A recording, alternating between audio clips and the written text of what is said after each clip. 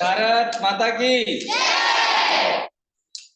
आज हम एक मुख्य उद्देश्य से यहाँ इकट्ठे हुए हैं और आज जो प्रोग्राम होने वाला है वो आपकी अब तक की जिंदगी और आने वाली पूरी जिंदगी के लिए महत्वपूर्ण होने वाला है। महत्वपूर्ण तो हर कार्य है, लेकिन यह कार्य अग्रिम रूप से महत्वपूर्ण होने वाला है। यानी कि सबसे पहला काम क्या होना चाहिए? सबसे पहला काम है स्वस्थ। क्या है?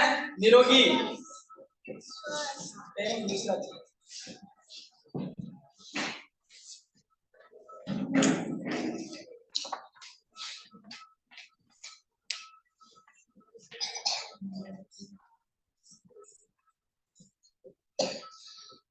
निरोगी क्या है? निरोगी। निरोगी किसे कहते हैं? स्वस्थ, जिसमें किसी भी प्रकार का कोई भी रोग ना हो। तो सबसे पहले, इससे पहले कि रोग नहीं हो, इसे निरोगी कहते हैं।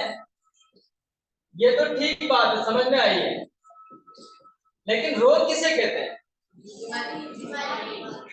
रोग का मतलब क्या है? बीमारी।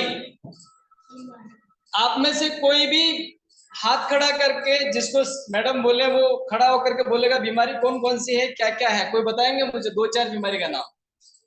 हाँ आप बोलिए।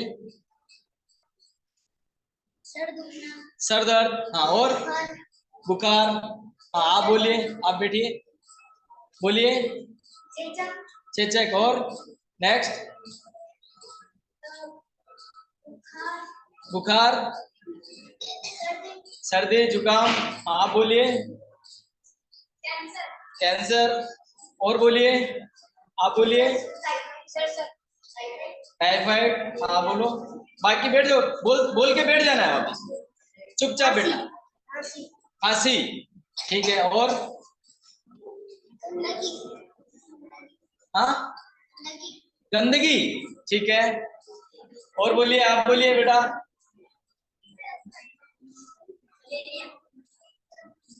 क्या है? ठीक बात, आगे बोलिए, आप बोलिए। यानी कि कई सारी बीमारियां हैं, बीमारियों के नाम क्या है? हजारों नाम है। बस हो गया, बस हो गया, बीमारियों के हजारों नाम हैं। क्या है? हजारों, सैकड़ों नाम है।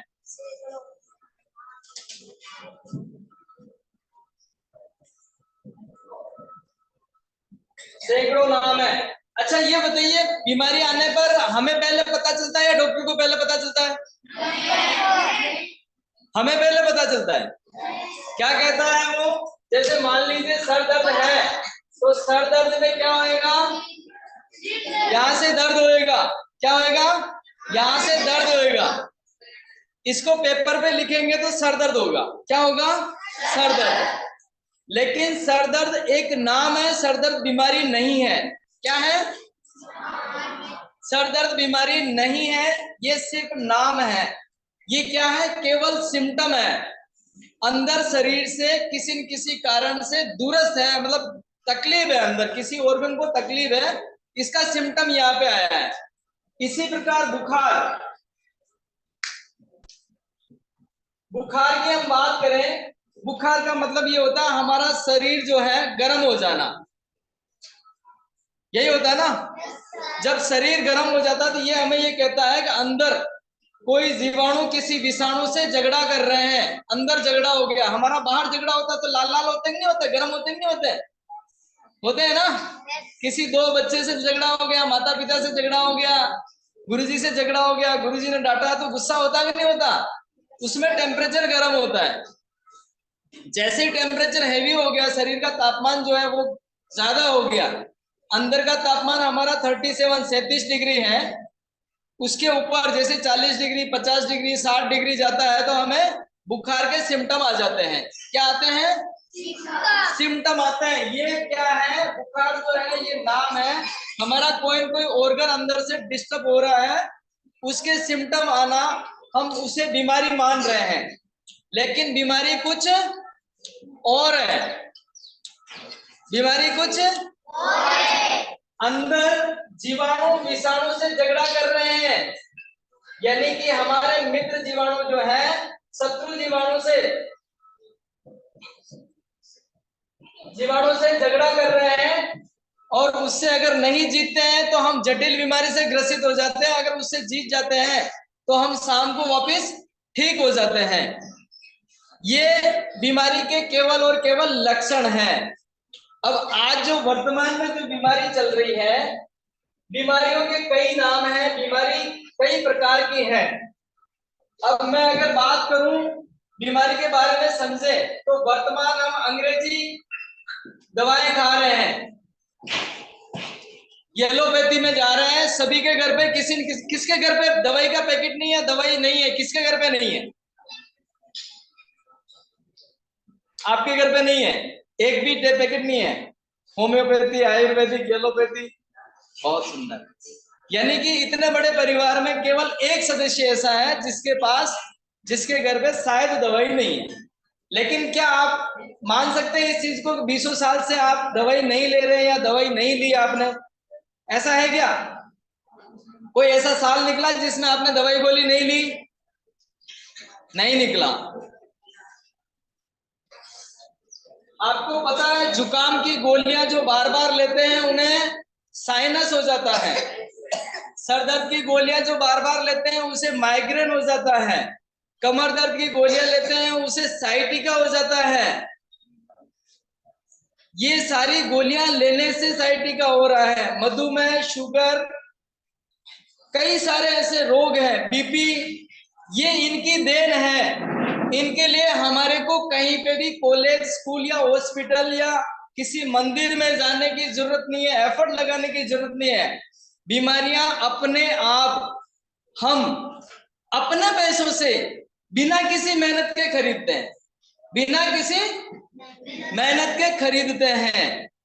आज मैं आपको कई सारी ऐसी बीमारियां बताऊंगा जो आप सिर्फ आज ही अपने घर पे जाकर के अपने माता पिता को स्वस्थ करते हैं, और आगे फ्यूचर में आप खुद बीमार ना हो, माता पिता बीमार ना हो, इसके लिए याद रखेंगे तो काम होगा, और इसे इंप्लीमेंट करेंगे, काम में लेंगे तो काम होगा, नहीं तो 2 दिन बाद वापस आप भूल जाओगे। तैयार है सभी? कंप्लीट? एक चीज तो आपको समझ में आ गई, बीमारी के सिम्टम। जो भी खांसी की दवा जो बार बार ले रहा है या हर साल ले रहा है, उसे अस्थमा होता है। क्या होता है? अस्थमा के लिए, अस्थमा की बीमारी खरीदने के लिए कुछ नहीं है, खांसी को लगातार रखो, उसकी गोलियां लगातार लेते रहो, अस्थमा हो जाएगा। ये सारी बीमारियां जो है, बीमारियों की जड़ हम खरीद रहे हैं। लेकिन ये प्रश्न उठता है कि करें क्या? हमारे पास कोई चीज तो, इलाज तो है नहीं। अब चलते हैं हम आयुर्वेद में। आयुर्वेद में है वात, पित्त और कफ। क्या है? त्रिदोष। आयुर्वेद के अंदर 3 ही बीमारियां हैं, वात, पित्त और कफ। वात, पित्त और कफ, ये 3 बीमारियां हैं। हमारे भारत में या जहां पे हम अभी बात कर रहे हैं, वहां पे कितने मौसम है? कौन सा मौसम है? सर्दी, गर्मी और बारिश। बीमारियां कितनी हैं? 3। मौसम कितने हैं? अच्छा, अगर अपनी जिंदगी की बात करें तो बचपन, जवानी और बुढ़ापा, ये क्या है? बचपन, जवानी और बुढ़ापा। कितनी बीमारियां हैं? ये भी आएगा, ये भी आएगा सर्दी गर्मी बारिश।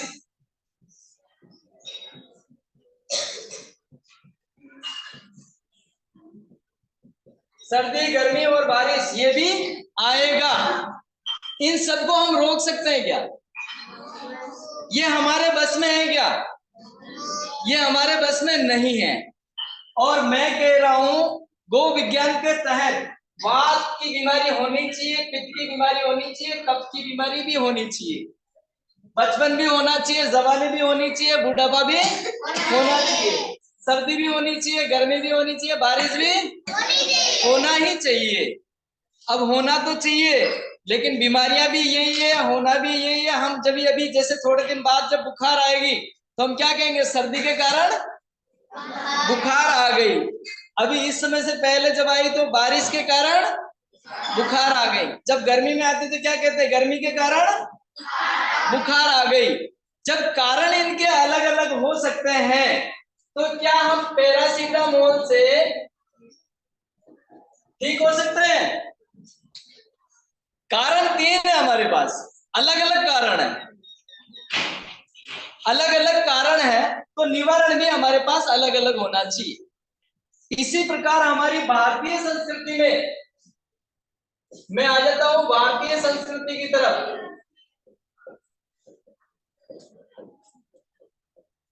मेरी हिंदी भी इतनी अच्छी नहीं है, मेरी अंग्रेजी भी इतनी अच्छी नहीं है, ध्यान रखिएगा ना बच्चों। इसके लिए मुझे माफ कर दीजिएगा।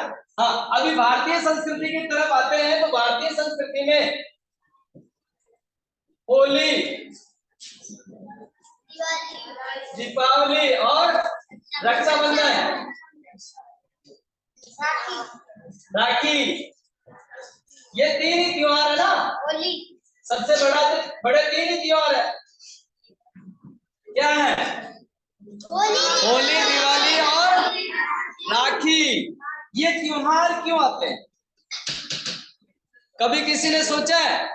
भारत है, भारत की संस्कृति एक है तो सारे त्योहारों को एक ही जैसे मनाना चाहिए। जैसे कि आप जिस स्कूल में पढ़ रहे हैं, पहली क्लास में है, 5वीं क्लास में है, 8वीं में है, 10वीं में, 12वीं में, जो भी क्लास में है, उसमें आपके पास मैथ्स का है या साइंस का है या सामाजिक विज्ञान है या विज्ञान है, हिंदी है, सभी के लिए एक ही है कि अलग अलग है? एक ही तरह की है ना। एक क्लास में एक सब्जेक्ट सभी के लिए समान है ना। अब जब ये समान हो सकते हैं तो इनकी पूजा भी हमें एक ही तरीके से करनी चाहिए। जैसे कि मान लीजिए किसी की पूजा हम अंदर बैठ करके करते हैं, जैसे दीपावली आने वाली है थोड़े दिन बाद, तो सभी के घरों के अंदर पूजा होगी और 1 घंटे 2 घंटे 3 घंटे बैठ करके जितना समय होता है और जैसा जो एफर्ट लगाता है या जिसको जितनी जरूरत होती है उतनी पूजा करता है। यही चीज होली के अंदर, होली के अंदर हम बाहर घूम फिर करके मनाते हैं। कोई घर के अंदर पूजा पाठ करके मनाता है क्या होली? नहीं मनाता है ना। यही राखी भाई बहनों का त्योहार है। अगर भाई नहीं है तो राखी नहीं है, अगर बहन नहीं है तो राखी नहीं है, यानी कि किसी न किसी का पूरक है। ये त्योहार अलग अलग तरह से क्यों मनाते हैं और त्योहार के अंदर व्यंजन या सारी यहाँ मीठा है और यहाँ खीर पूरी है ना। क्या है? होता कि नहीं होता? अलग अलग व्यंजन है कि नहीं है तीनों के? ये करते क्या है? ये अलग अलग क्यों है? इसका कारण अगर जान जाएंगे तो आप जिंदगी में कभी बीमार नहीं होंगे। कई लोग कहते हैं, आपके परिवार में से भी कई कहते होंगे कि हमारे पास पैसा है तो रोज ही दिवाली है, चाहे जब मना लेंगे, लेकिन ऐसा नहीं है। ऐसा क्यों नहीं है? इसका कारण मैं अभी आपको बताने वाला हूं। जब पैसा है तो दीपावली है, ये मैं मान रहा हूं कि दीपावली है, लेकिन अगर दीपावली के अंदर दीपावली के त्योहार को बाहर जाकर के मनाया, बाहर दीपावली के त्योहार को अगर बैठ करके नहीं मनाया, बैठ करके पूजा करके दीपक लगा करके अग्नि के पास बैठ करके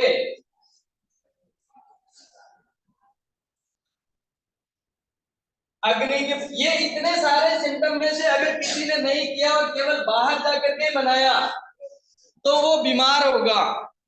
और कौन कौन सी बीमारियां आएगी उसका मैं नाम बता देता हूं आपको। बता दूं क्या? Yes sir. किडनी संबंधित सारी बीमारियां दीपावली के त्योहार नहीं मनाने से आएगी। यूरिनल ब्लैडर, मूत्रा से संबंधित सारी बीमारियां, प्रोस्टेट जैसी बीमारी, या बार बार पेशाब आना, पेशाब में जलन होना, डर लगना, भय, चिंता और नींद नहीं आना, ये सभी दीपावली नहीं मनाने के कारण आए। तो बच्चों दीपावली आराम से मनाएंगे? कंप्लीट घर परिवार में सभी को कहेंगे आप? इसमें पित्ता से, किडनी, लीवर और मूत्रा से इस दीपावली के अंदर व्यंजन बनने वाले हम कम से कम तो भी 2 से 3 महीने तक खाते हैं। 3 महीने तक लगातार वही मतलब गर्म भोजन, मीठा भोजन चलता है। दीपावली के समय हमारे पास 50 ग्राम से लगा करके 150 ग्राम गुड़ तक हम बचा सकते हैं। लेकिन गर्मी के अंदर अगर गुड़ थोड़ा सा भी आ जाए तो हमें गिरने लगता है, अच्छा नहीं लगता। मीठा आ जाए तो अच्छा नहीं लगता। बहुत कम मीठा खाने की कोशिश करते हैं होली के समय। ये ऑर्गन है, ये ऑर्गन अगर बीमार होंगे तो आपको बीमारी आएगी। अब मैं पहले आपको बता देता हूं, ये बीमार होंगे तो बीमारी आएगी, लेकिन इसका पता कैसे चलेगा? इसका हमें पता कैसे चलेगा? हमारे पास 2 रास्ते हैं। आज की तारीख में येलोपैथी जो है हमें रिपोर्ट दे करके पता कर देता है। क्या करके? रिपोर्ट किसे कहते हैं? Sonography, X-ray, MRI, CT scan, कई सारे रिपोर्ट है। 70 से ज्यादा रिपोर्टें हैं जो आजकल निकलती है। ब्लड टेस्ट, यूरिन टेस्ट से लगा करके काफी सारी रिपोर्टें हम निकालते रहते हैं। चलिए इसके बारे में भी समझते हैं। आयुर्वेद में त्रिदोष है,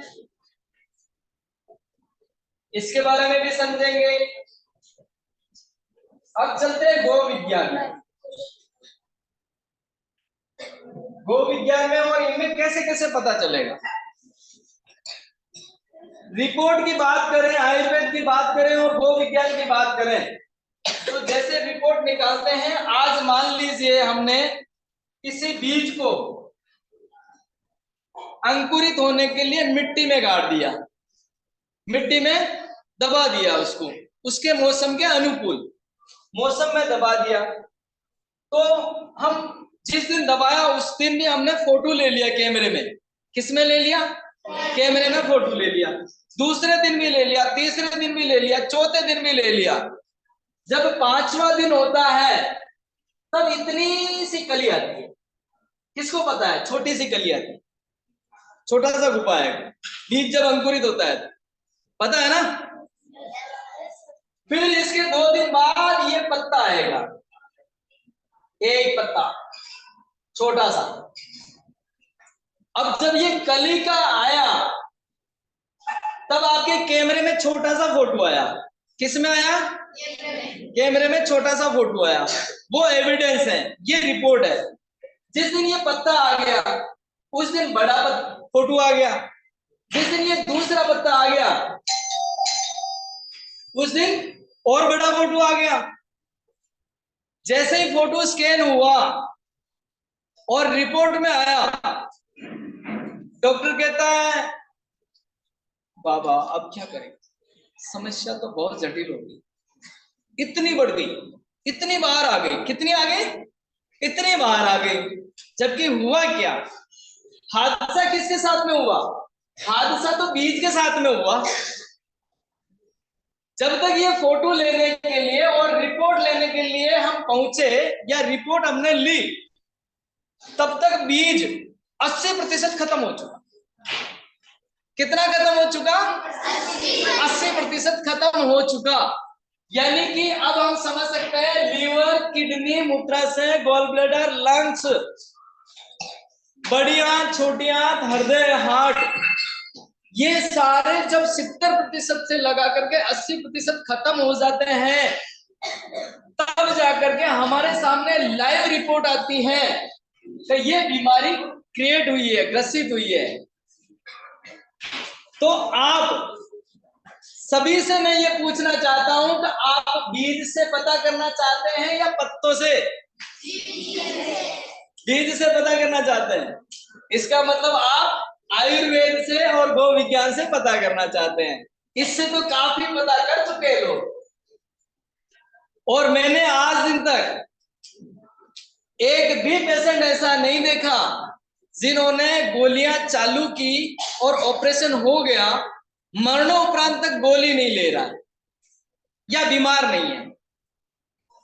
जिसने इस मंदिर का दरवाजा खोल दिया है, इस मंदिर में जो जो चला गया है, वो उससे हाई लेवल के मंदिर पे जाने की कोशिश करता है। जैसे कि जो गंगापुर लेवल पे गया, भिलवाड़ा लेवल पे गया या फिर उदयपुर लेवल पे गया, तो वो अहमदाबाद, मुंबई, सूरत जाने की कोशिश करेगा। इसके पहले उसके पास कोई रास्ता नहीं है।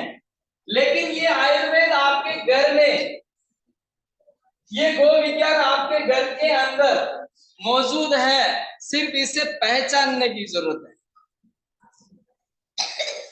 ये आपके भोजनशाला में, रसोई घर में विद्यमान है। किसमें विद्यमान है? रसोई घर में। आप में से कितने बच्चे ऐसे हैं जो आज भी इडली डोसा रोज रोज लाते हैं, उपमा लाते हैं बार बार? है कोई? कोई नहीं है। भारतीय व्यंजन, यहाँ का व्यंजन ही रोटी सब्जी लाते हैं ना, बहुत अच्छी बात है। अगर कोई भी बार बार सैंडविच लाता है, डोसा लाता है, इडली लाता है या कश्मीर का व्यंजन लाता है, तो वो बीमार होगा। क्या होगा? बीमार होगा। अब सुनाई दे रहा है सभी को? कुछ प्रश्न है तो पूछ सकते हैं। आपस में बातें नहीं करेंगे, आपस में हम कल बातें करेंगे।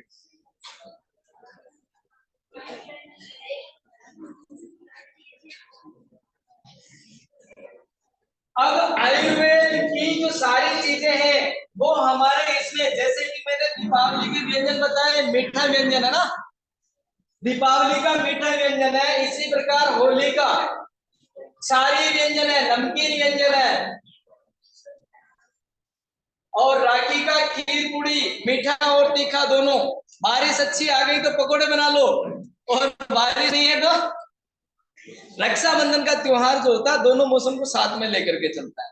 कभी बहुत तेज गर्मी होती है और कभी सामान्य, और कभी ठंड, ऐसी स्थिति होती है। तो मान लीजिए होली, मान किसी ने बाहर नहीं खेली आज दिन तक। आजकल ट्रेंड चल गया है कि कलर में बहुत ही केमिकल आता है और वो केमिकल हमें नुकसान पहुंचाता है। इसके लिए हमें तो घर के अंदर ताला लगा करके सो जाना है, बैठ जाना है, 2 दिन आराम से नींद निकालेंगे। लेकिन ये ध्यान रखिएगा, अभी नोट करिएगा, जो दीपावली नहीं मनाएगा, ये दीपावली सामने आ रही ना, जो दीपावली नहीं मनाएगा वो अगली आने वाली दीपावली से पहले किसी अच्छी बीमारी से ग्रसित होगा। किसी वो ये मौसम है, किसी को नहीं बख्शता। अगर आप इस दिवाली को दिवाली नहीं मनाया तो अगली दिवाली के पहले आपको किसी न किसी बीमारी से ग्रसित होना है। होली अगर बाहर आपने घूम फिर के, बाहर दौड़ करके, जैसे ही होली आती है तो नाच गान जो है बाहर गाया जाता है, बाहर खेला जाता है, कई जगह प्रोग्राम होते रहते हैं। होते नहीं होते? क्या खेलते हैं होली के समय? कलर खेलते हैं, पानी से खेलते हैं। कहीं कहीं 15 दिन चलती है, कहीं कहीं 7 दिन चलती है, कहीं कहीं 2 दिन चलती है। अब ये कलर होता है क्या है? कलर का क्या सिम्टम है? कलर क्यों खेलते हैं और कलर से क्या होता है?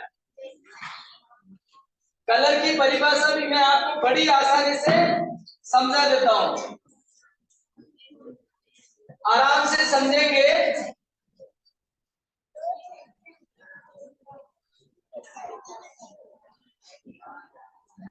अभी आधुनिक भाषा की इसमें बता रहा हूं मैं आपको।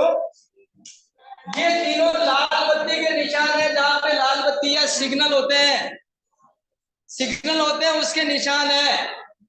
अगर ये कलर दिख जाए तो आप गाड़ी भगाओगे या रोकोगे? ये कलर दिख जाए तो क्या करोगे? ये कलर दिख जाए तो क्या करोगे? यानी कि तीनों कलर दिखे और आपने अपना सारी क्रियाएं जो है चेंज कर दी। अगर इस कलर का झंडा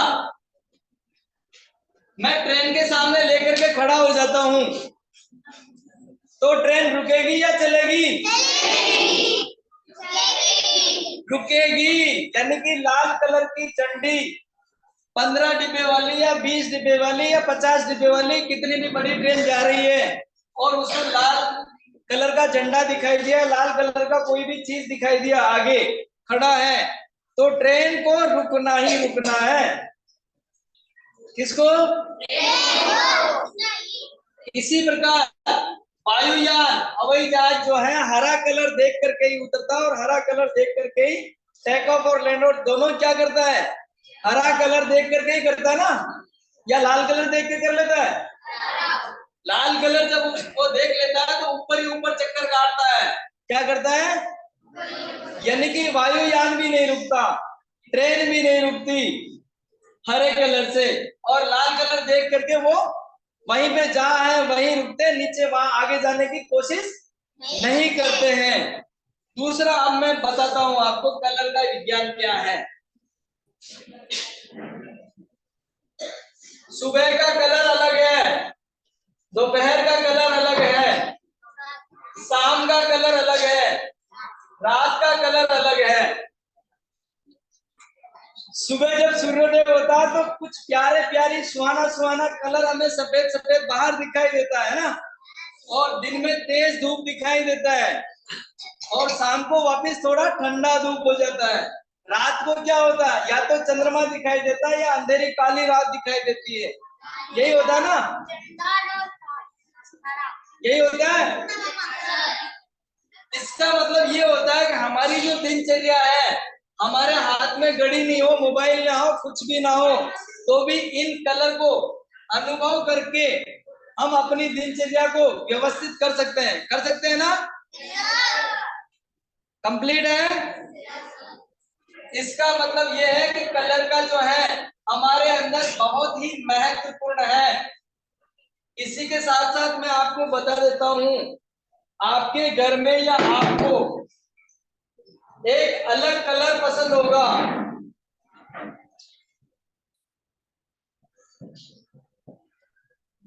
जैसे कि परिवार में एक ही चूल्हे पर भोजन लेने वाला 10 सदस्य हैं, तो उनको 10 को अलग अलग कलर पसंद है।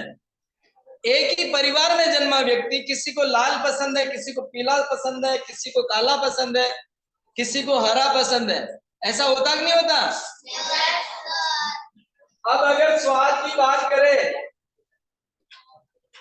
तो सबका अलग अलग है। क्या है? सबका अलग अलग स्वाद है। अलग अलग स्वाद से मेरा मतलब है आपका जो भी स्वाद आएगा वो किसी को तीखा पसंद है, किसी को मीठा है, किसी को नमकीन है। ऐसे ही होता है ना?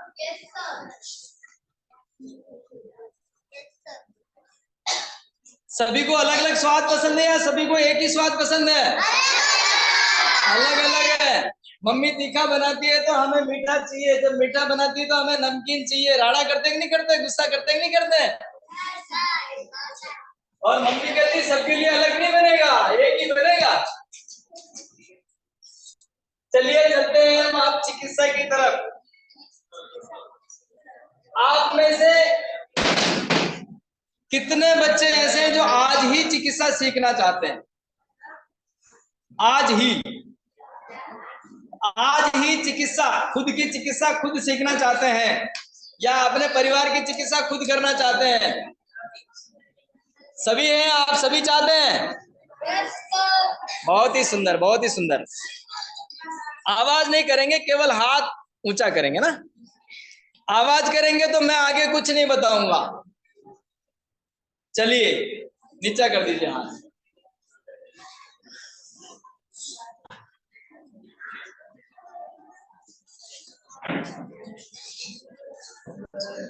चिकित्सा खुद की खुद को क्यों करनी चाहिए उसका पहले मैं बता देता हूं। जैसे कि बीमारी आती है उसी समय हमें व्यक्तिगत तौर पे खुद को सबसे पहले पता चल जाता है। किसको पता चल जाता है? खुद को। तो भाई मुझे आज बुखार आने वाला, मेरा पेट दर्द हो रहा, मेरा सर दर्द हो रहा, मुझे ये हो रहा, मुझे ये हो रहा है, किसको पता चलता है? खुद को पहले पता चलता है ना। तो रोग और रोगी का तालमेल,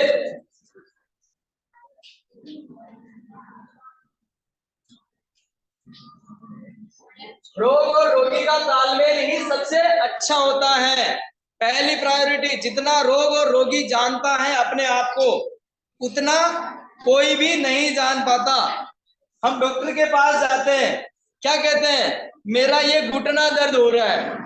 ये तो नहीं कहते खेलते खेलते दौड़ते दौड़ते लड़ते लड़ते हम लड़े और हम गिर गए, उसके बाद में हमारे को 2 दिन हो गए और ये खाया वो खाया। वहां तो इतना नहीं बताते, वहां तो क्या कहते हैं? ये दर्द हो रहा है। यही कहते हैं ना, घुटना दर्द हो रहा है या पेट दर्द हो रहा है।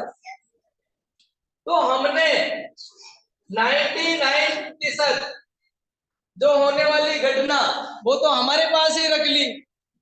केवल दर्द हो रहा है वो उसको बता दिया। वो क्या करेगा? वो भी अच्छा काम करेगा।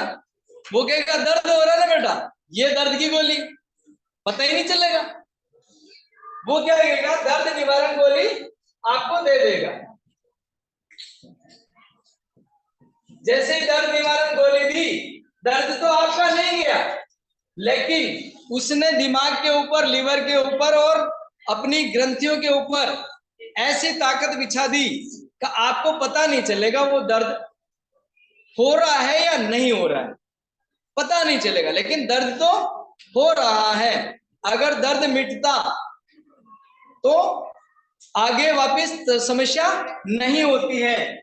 और आपको मैं बता दूं, सारी गोलियों के ऊपर लिखा होता है, एलोपैथी की सारी गोलियों के ऊपर लिखा होता है not for use more than 3 times. क्या लिखा होता है? इसे आप 3 समय से ज्यादा इस्तेमाल नहीं कर सकते हैं। लेकिन यहाँ तो भारत है, यहाँ स्थिति यह है कि मरने तक नहीं छोड़ते। कितने तक? मरने तक नहीं छोड़ते, इतनी गोलियां लिया करते हैं। तो अब आ गया रोग और रोगी का तालमेल की अगर बात करें तो सबसे पहले हमें पता चलता है। आपको मैं अभी सभी ध्यान देंगे, मैं एक बहुत ही अच्छी घुटना दर्द, पेट दर्द, साइटिका, सर दर्द, पेट खराब होने की एक ट्रिक बता रहा हूं जो आपको सभी को याद रखनी है, सभी को ध्यान रखना है। आपके ये दोनों हाथ हैं, यहां पे ये रेखा है, दिख रही है सभी को? इस रेखा को यहां पे टच करना है। टच करने के बाद आपको ये मिलाना है। क्या मिलाना है? ये मिलाने के बाद जिसकी अंगुली आपको मिलाते समय आपको उधर दूसरी तरफ ध्यान रखना है, क्योंकि हम अगर हमारे हाथ पे ध्यान रखेंगे तो हमें ऊपर नीचे कर देंगे। जिसका अंगुली छोटा बड़ा आ रहा है उसका नाड़ी डिस्टर्ब है, उसका नाभि डिस्टर्ब है, उसकी जो मेन ग्रंथि है वो डिस्टर्ब है। उसकी वजह से सबसे पहले एसिडिटी गैस बनती है और मोटापे के शिकार 80% वही लोग होते हैं।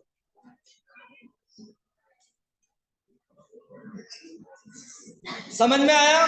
अभी करें क्या? ये तो छोटी बड़ी मान लीजिए आ गई, तो इसका क्या करें? सुन रहे हो सभी? अगर ये हाथ की छोटी आई तो दूसरा काम होता है हमारे पैर की अंगुलियां देखना। पैर को अभी नहीं देखना, बाद में घर पे जाके देख लेना, मम्मी पापा की भी देखनी पड़ेगी, आज आप सभी की देखनी पड़ेगी। पैर की अंगुलियां टच करके देखना है। अंगूठा, अगर इस हाथ की अंगुली छोटी आई तो इस पैर का अंगूठा बड़ा आएगा, इस पैर का अंगूठा छोटा आएगा। क्या आएगा? और इसकी छोटी आई तो इसका छोटा आएगा, ये विरुद्ध आएगा। अब करें क्या? अगर खुद की चिकित्सा खुद को करनी है तो सीधे सो जाना है, लंबी श्वास लेनी है, और जिस हाथ की अंगुली छोटी है उस हाथ के 3 झटके तेज तेज, अभी नहीं देने, आपकी गड़बड़ हो जाएगी, घर पे करना है ये मम्मी पापा के साथ। ये हाथ का दे दिया, सुनना है अभी, और फिर इस पैर का देना है, विपरीत पैर का, जिस हाथ का दिया उसके विपरीत पैर का देना है। समझ में आ गया? जैसे ही आप दे दोगे 5 मिनट बाद या 2 मिनट बाद ही आप देखोगे तो आपका दोनों अंगुली संतुलित मात्रा में मिलेगा, और 5 से 10 मिनट में आप घूम फिर के देखोगे तो दर्द जो है, कमर दर्द, घुटना दर्द, ये कम हो जाएगा, बंद हो जाएगा। बंद करना चाहते हैं? अब कोई एक लड़का यहाँ पे आ जाइए टेबल पे, मैं एक और प्रैक्टिकल बता देता हूँ।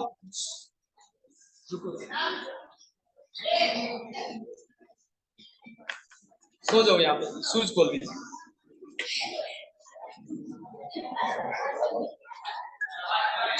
आवाज नहीं करनी है। सॉक्स खोलो, सॉक्स खोलो, सॉक्स।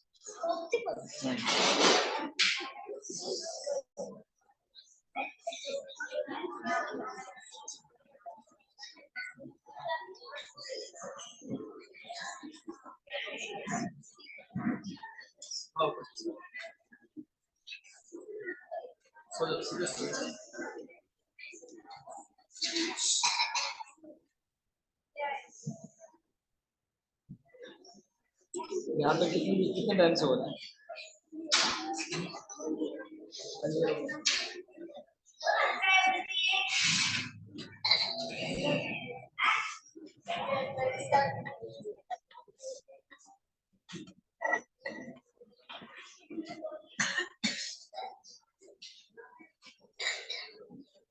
सीधा सो जाओ।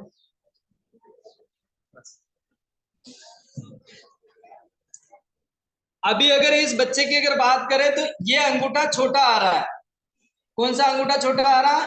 ये अंगूठा। और इस अंगूठे के ऊपर इसके निशान है, घाव हो रहा है, चोट हो रही है। कितने दिन से है? 1 साल से है। और ये चर्म रोग है। किससे आया? ये केवल इससे ठीक नहीं हो रहा है। अगर ये जो है ना हमारा सबसे बड़ा वाल है, सबसे मेन ग्रंथि में पकड़ा जाता है और मेन वाल है, ये थोड़ा सा भी आगे पीछे हो गया, खिसक गया तो क्या होगा? हमारे जो सारे कनेक्शन है ना वो उल्टे सुल्टे हो जाएंगे। जैसे हम फैन को चालू करते हैं, यहां से वहां फैन चालू होता है, और मेन डीपी गड़बड़ हो गई तो फैन चालू नहीं होगा। यहाँ से भोजन अंदर जाता है आमाशय के अंदर, आमाशय के अंदर जाने के बाद जो अग्नाशय और क्रियाएं होती है, कई सारी क्रियाएं होती है हमारे शरीर में, अस्थि, मज्जा, रस, वीर्य, धातु सारे बनते हैं। 7 धातु हमारे शरीर में पाए जाते हैं, मुख्य रूप से वो बनते हैं। तो अगर ये डिस्टर्ब है बीच की नाड़ी तो क्या होगा? वो किसी एक को सप्लाई ज्यादा देना चालू कर देगी और किसी एक को सप्लाई कम देना चालू कर देगी। जिस प्रकार से हम नल का वाल्व खोलते हैं ना, अलग अलग कनेक्शन वाला, तो उसमें कम ज्यादा हो जाता है। अब इसको क्या करना होगा? या तो मैंने जैसे बताया झटका देना है। झटका देना तो किसका देना है? इस पैर का 3 झटका देना है और इस हाथ का 3 झटका देना है।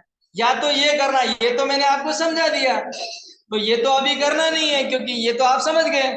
अब इस अंगुली के यहाँ पे दिख रहा है ना, ये एक नस होती है, इस नस को हम तेल लगा करके मालिश करेंगे। मालिश करेंगे थोड़ा सा ना, थोड़ा सा मालिश करेंगे 3 बार ऐसे, 3 बार आगे करेंगे, 3 बार हम क्या करेंगे, पीछे करेंगे। पीछे करने के बाद जो पैर बड़ा है, जिसका अंगूठा बड़ा है, उसकी अंगुलियां खींचेंगे, बस बस बस बस, उसकी अंगुलियां खींचेंगे। अब ये हुआ, इसके बाद में उल्टा सो जाओ, हाथ पीछे ले आओ।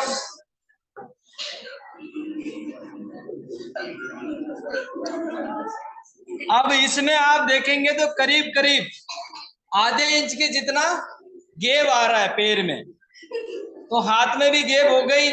ये कनेक्शन जो है डिस्टर्ब है, क्या है, डिस्टर्ब है। ऐसा कई बच्चों का होता है, तो हम क्या करते हैं, इसको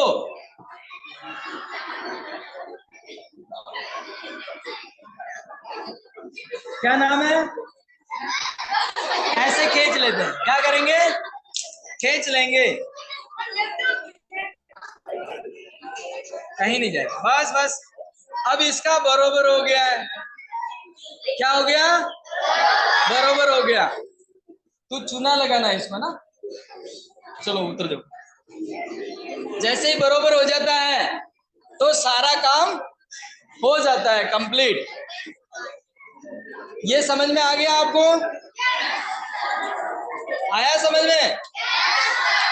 किसको नहीं आया कोई हाथ खड़ा करिए, जिसको नहीं आया समझ में। आ गया समझ में, ठीक है।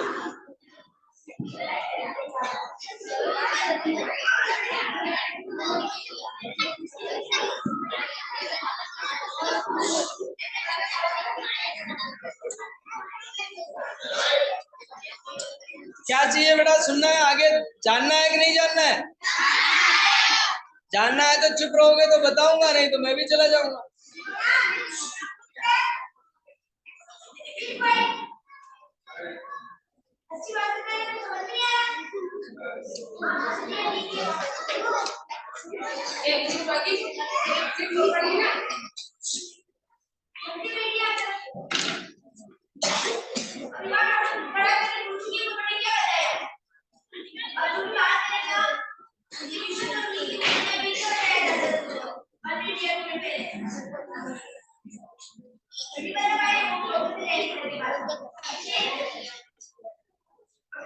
वात, पित्त और कफ, अब ये 3 बीमारियां हैं। इन तीनों बीमारियों की दवा भी मैं बता रहा हूं जो आपके घर में है। पहले तो जान लेते हैं वात किसको होता है, पित्त किसको होता है और कफ किसको होता है। दूसरा, हम पहले बीमारी को जान लेते हैं। एलोपैथी के पास तो सर्टिफिकेट है, लेकिन हमारे पास सर्टिफिकेट और कुछ भी चेक करने का साधन नहीं है। हम यहाँ बैठे बैठे कैसे चेक करें, यहाँ बैठे बैठे कैसे चेक करें, ये जानना चाहते हैं आप सभी। तो अभी मैं बता देता हूं। मान लीजिए मैं आपको एक एग्जांपल दूं, एक काका जो 70 साल के हैं, 80 साल के हैं, उनके घुटने दर्द हो रहे हैं, उनके घुटने दर्द हो रहे, चलने में समस्या है। और एक आपके पिताजी जो 30 साल के हैं, 35 साल के हैं, 40 साल के हैं, उनको घुटने दर्द हो रहे हैं। दूसरा, मेरे जैसे या आपके जैसे व्यक्ति को घुटने दर्द हो रहे हैं, तो बीमार कौन है? ज्यादा चिंता हम किसकी करेंगे? दादा की चिंता करेंगे। अलग उम्र में अलग उम्र के लक्षण को दिखना, यानी कि बुजुर्ग के लक्षण क्या है? बुजुर्ग थोड़ा बहुत हताश रहेगा,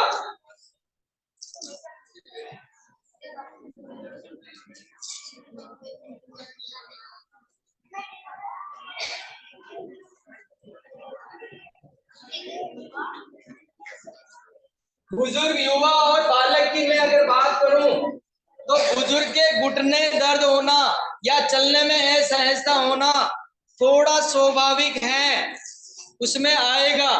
ये किसके प्रति है? प्रकृति ये कहती है जब बुजुर्ग हो गए तो थोड़े कुछ हल्कापन या थोड़ी कुछ कमजोरी आएगी। चलने में भी ऐसा होगी, बोलने में होगी, खड़े रहने में होगी, ज्यादा देर तक नहीं चल पाओगे। ये ज्यादा दौड़ पाता है, ये ज्यादा काम कर पाता है, और ये कम दौड़ पाता है। यही है ना कि ये ज्यादा दौड़ पाता है, ये कम दौड़ पाता है। दादाजी ज्यादा दौड़ते हैं या आप लोग ज्यादा दौड़ते हैं? तुम लोग ज्यादा दौड़ते हो, दादाजी नहीं दौड़ते हैं। ठीक है, अगर अब तुम्हारे घुटने में दर्द हो और दादाजी के घुटने में दर्द है तो किसका दर्द बीमारी है? आपका। किसका बीमारी है? आपका। क्योंकि पता है भाई आपको इस उम्र में कोई भी चलने फिरने दौड़ने खेलने जैसी समस्या नहीं आनी चाहिए। इसी प्रकार ये अगर काम नहीं कर पाता है और ये काम करता है तो ये बीमार है। कौन बीमार है? किसी अलग उम्र के लक्षण, किसी अलग उम्र के लक्षण, किसी अलग उम्र में दिखना,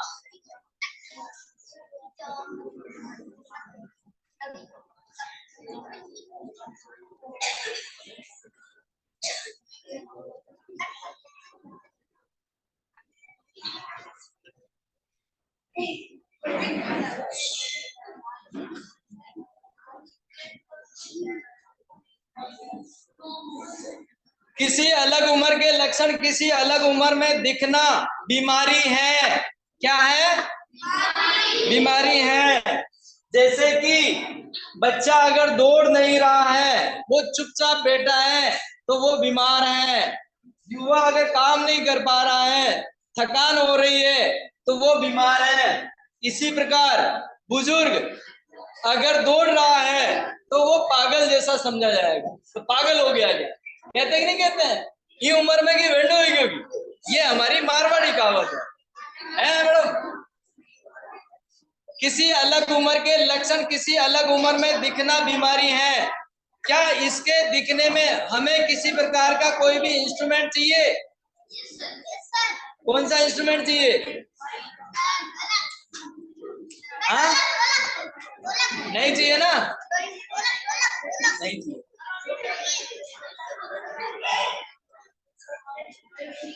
चुप रहिए बेटा, शांति से सुनिए।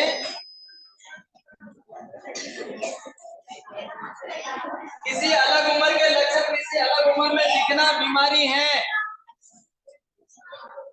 इसी के साथ मैंने आपको बताया सर्दी, गर्मी और बारिश।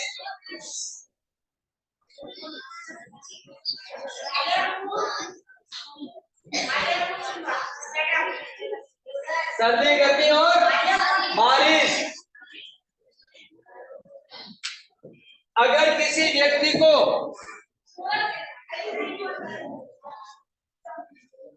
अभी सर्दी आने वाली है और ठंड ना लगे, उसको गर्म होए, तो क्या वो स्वस्थ माना जाएगा या बीमार माना जाएगा? बीमार। किसी को गर्मी में सर्दी लगती हो, कंबल डाल के चल रहा हो, तो वो बीमार माना जाएगा या स्वस्थ? यानी कि इस मौसम के लक्षण इसमें दिखना या इस मौसम के लक्षण इस मौसम में दिखना बीमारी है। क्या है? किसी अलग मौसम के लक्षण किसी अलग मौसम में दिखना बीमारी है। इसके लिए भी हमें किसी प्रकार का इंस्ट्रूमेंट नहीं चाहिए। क्या नहीं चाहिए? इंस्ट्रूमेंट नहीं चाहिए। ये हम आराम से देख सकते हैं। जैसे कि गर्मी के अंदर कोई भी हमारे रास्ते में चल रहा है और कंबल ओढ़ के चल रहा है,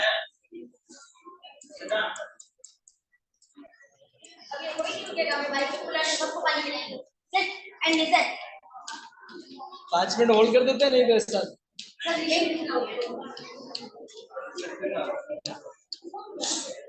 किसी अलग मौसम के लक्षण किसी अलग मौसम में दिखना बीमारी है। क्या है? किसी अलग उम्र के लक्षण किसी अलग उम्र में दिखना क्या है? बीमारी है। तो इसको निकालने के लिए क्या करना चाहिए हमें? इसको निकालने के लिए अगर सर्दी की बीमारी गर्मी में आ रही है और गर्मी की बीमारी सर्दी में आ रही है तो क्या करना चाहिए? इसका भोजन चेंज कर देना चाहिए। क्या करना चाहिए? भोजन चेंज कर देना चाहिए। भोजन कैसे चेंज करें? सर्दी में अगर किसी को गर्मी लग रही है तो उसे ठंडा खाना दे दो। गर्मी में अगर किसी को सर्दी लग रही है तो उसे गर्म खाना दे दो, मीठा दे दो। क्या दे दो? मीठा। आपको 1 by 1 दिया जाएगा। सुनो जब तक सर क्या बोल रहे हैं। कोई बीच में बोलेगा उसको बिल्कुल निकाली पड़ेगी। कोई कंडीशन नहीं है।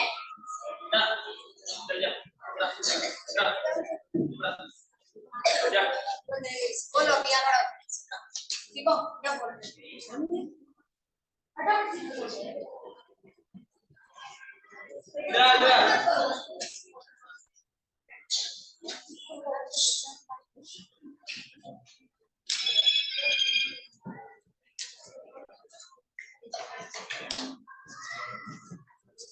कफ, पित्त और वात, ये तीनों मैंने लिखा है। बालक, युवा और बुजुर्ग। अगर हम हमारे शरीर की बात करें, जैसे बालक को सर्दी ज्यादा लगती है, कफ ज्यादा होता है। सर्दी खांसी जो है बालक को ज्यादा लगती है, इसीलिए हमारे यहाँ पे बच्चों की मालिश करते हैं। मालिश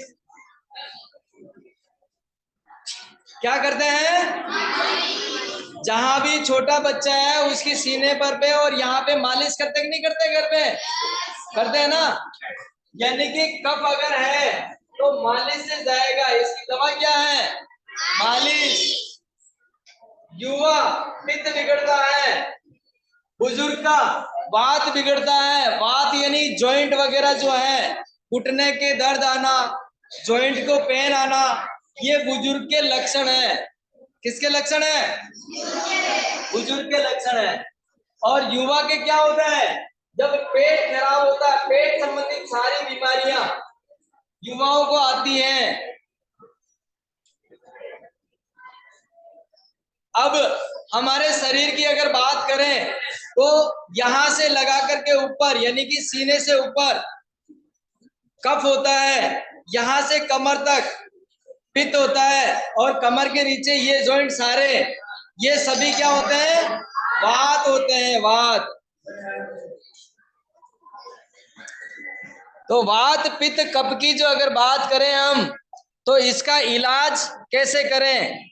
औषधि के द्वारा या किचन के द्वारा कैसे इलाज करें? तो कफ की कौन सी दवा है, पित्त की कौन सी दवा है, वात की कौन सी दवा है?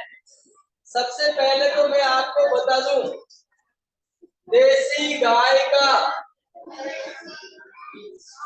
शुद्ध घी,